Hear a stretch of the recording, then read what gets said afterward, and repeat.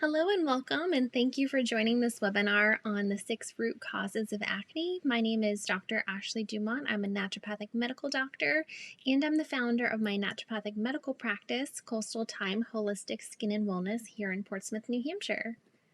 So, a little bit about me and why I am qualified to have this webinar and have this discussion with you all. I not only focused on naturopathic medicine in my first 4 years of medical school, but afterwards I did some postdoctoral training in the realm of dermatology itself, and I really wanted to focus and specialize in this training. I also worked in clinical research in integrative dermatology, and that was a lot of fun looking at these traditional skin concerns and how a holistic approach can be very beneficial and helpful in treating those conditions.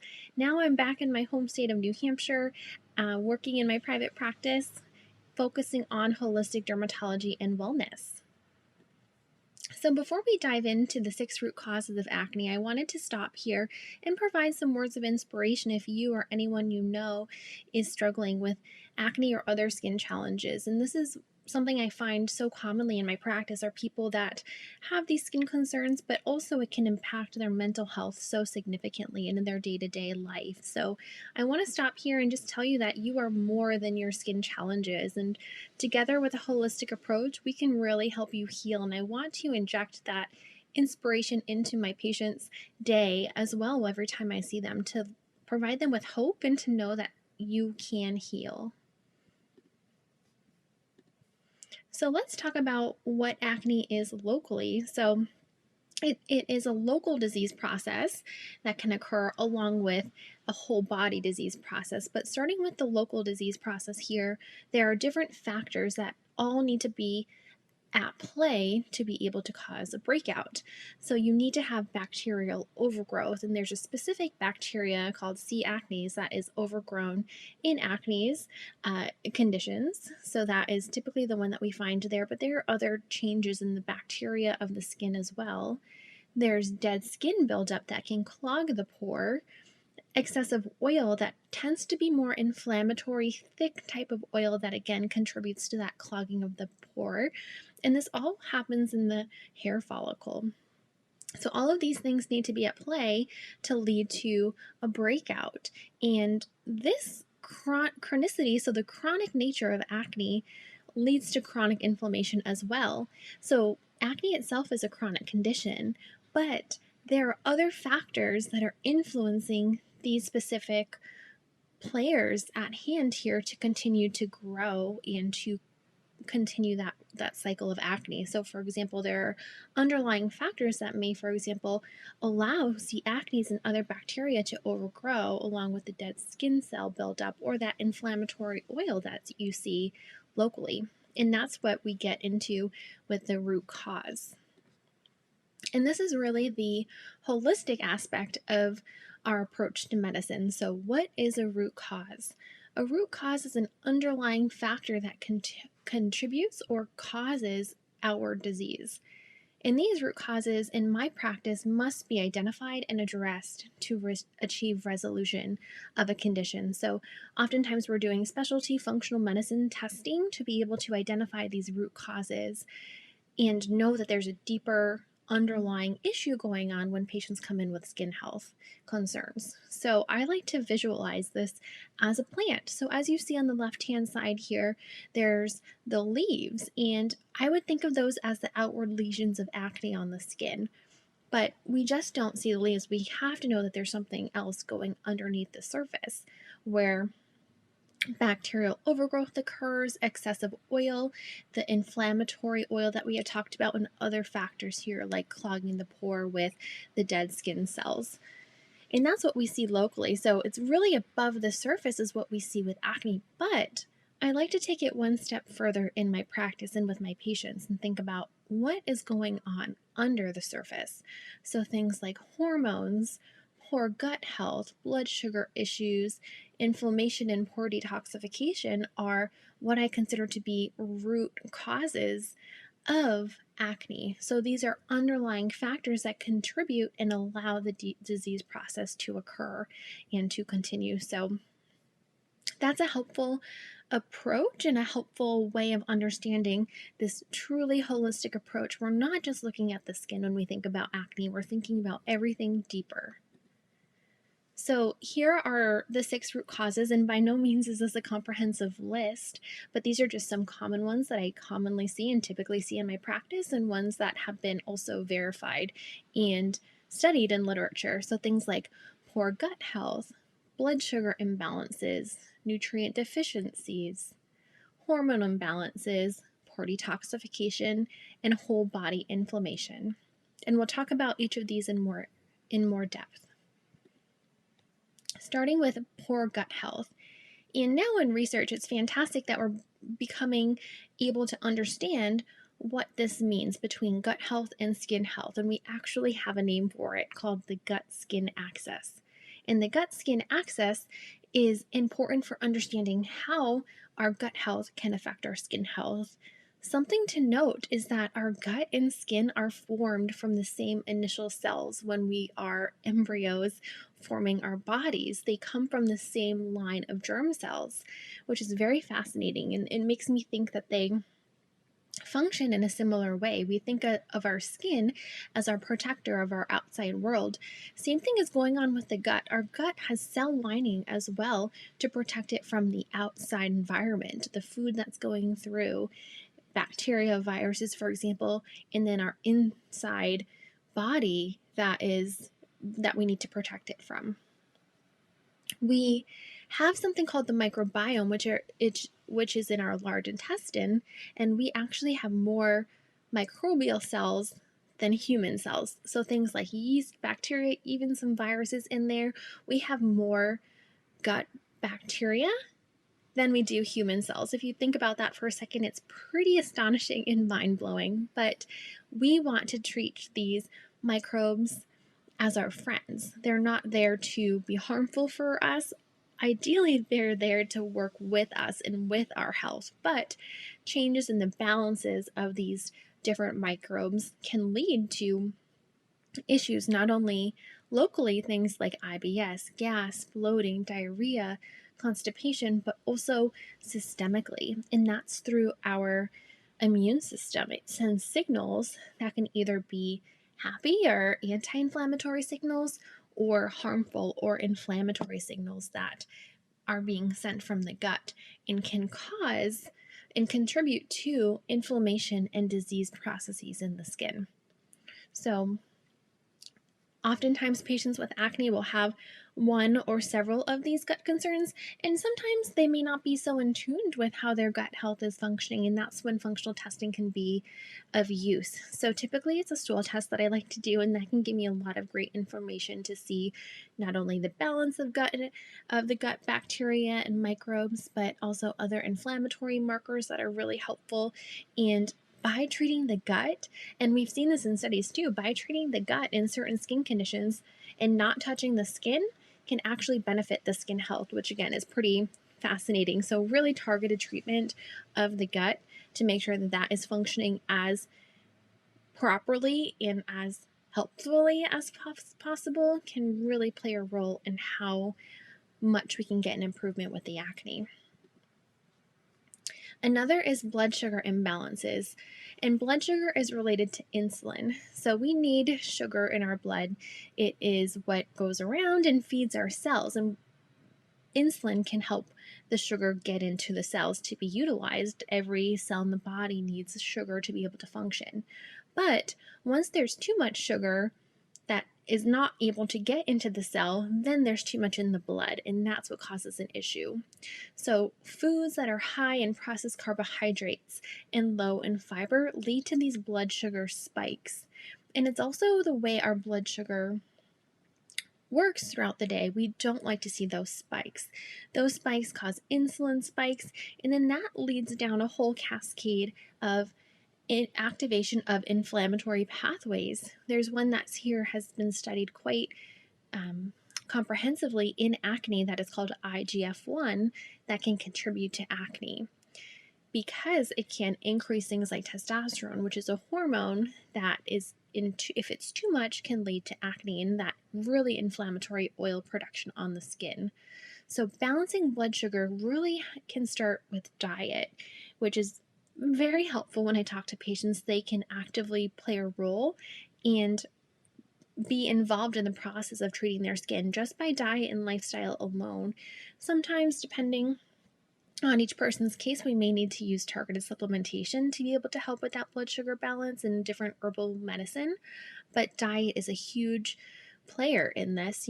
Our blood sugar is going to spike if we have a donut, but it won't spike if we have a healthy, balanced meal of fat, fiber, and protein. So it's important about that education, talking to our patients, but also our patients taking that knowledge and utilizing it in their day to day. On the same topic of diet, nutrient deficiencies can also play a role with acne. And I created this little saying that we are what we do and don't eat.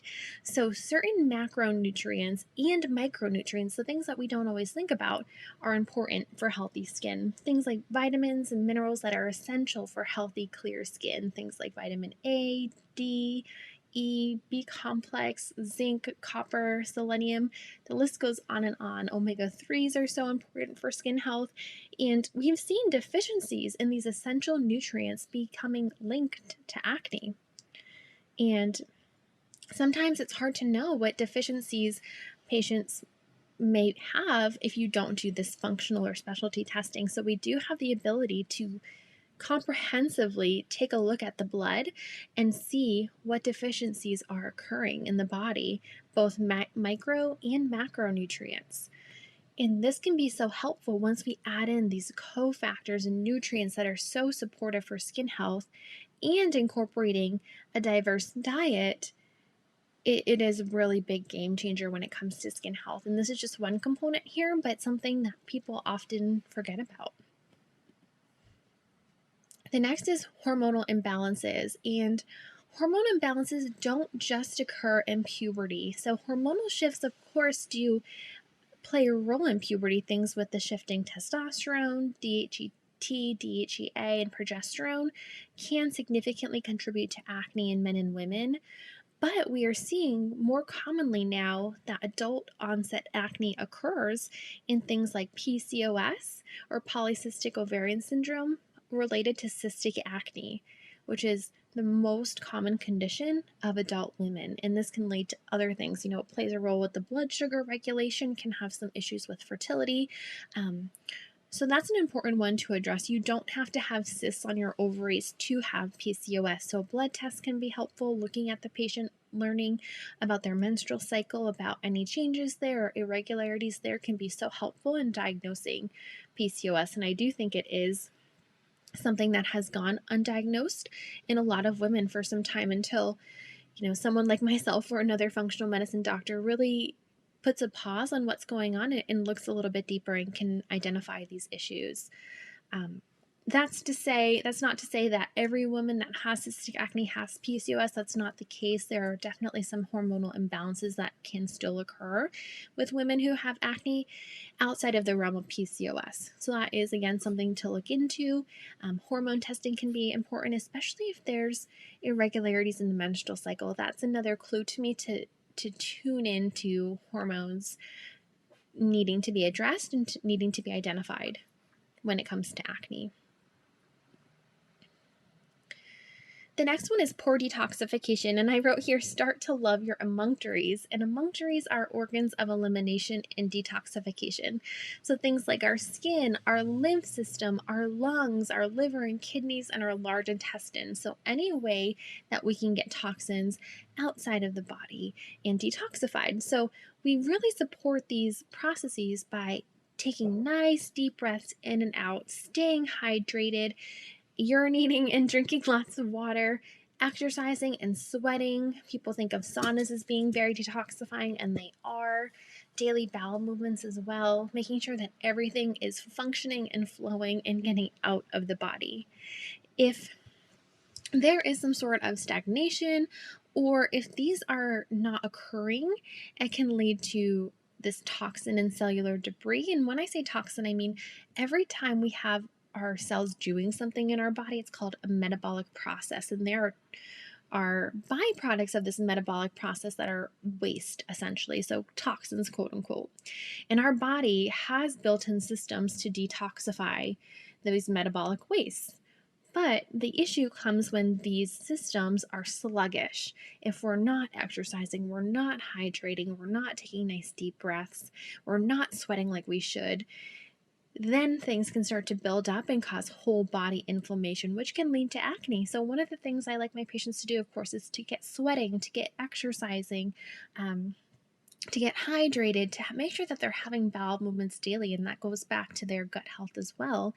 But really, these holistic treatments that are basic in nature, if you think about it, can really help our body to process these toxins that are naturally occur and to make sure that our systems are flowing the way that they should.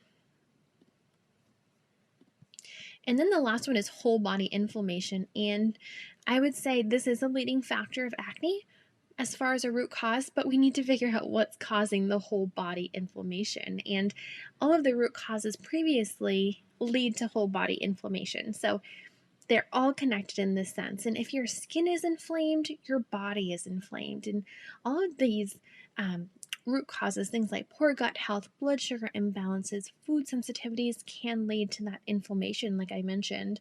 And diet and lifestyle changes can help this inflammation. Things like, of course, the anti-inflammatory diet that I'm sure we're all aware about. But the additional root causes that can lead to this inflammation have to be addressed as well. And these different root causes, are different for everyone. Everyone is so individualized in what concerns that they're having with their health, and that there's no blanket statement that everybody needs help in all of these categories. Some may need some more support with nutritional deficiencies and less support in supporting their emunctories, or vice versa. And there's lots of different combinations. So this medicine is so holistic and personalized in that way, because we're thinking of the body and the human person in front of us as a whole. And so I wanted to leave you with, again, some words of inspiration that acne is complex, and these root causes must be identified and treated so that our skin can be healed and addressed holistically, and so that my patients can finally enjoy the clear skin that they all deserve. So I hope you enjoyed this webinar. Thank you again so much for tuning in. If you have any questions, comments, or want to heal with us, let's connect. Here's my website, my email, our phone number. Feel free to connect with us on social. I try to also provide more educational things on our social media as well, as far as learning opportunities, as well as these free webinars. So please, if you have any questions or if you could use some help, please get in touch with us. And as a thank you for tuning into this webinar, I wanted you to enjoy this free 30-day wellness journal that I had created that can really support your mind, body, skin, and soul. I searched high and low for the perfect wellness journal, and I could not find one until I created it. So you can head over to our link here down below to receive your journal via email. You can download it and print it as many times as you need throughout the month. It's a monthly journal, but throughout the year, you can use it for different times of the year to really get yourself on track. You can track your mood, and there's also more words of inspiration in there too. So thank you again for joining us today with this webinar. I hope you learned something, and please feel free to reach out. This last page here is references if you wanted to dive into the clinical research a little bit more. Again, I'm Dr. Ashley Dumont, and I'll be sure to post some more webinars. Please leave a comment down below if there are any other topics you'd like me to discuss, and I'll catch you in the next one.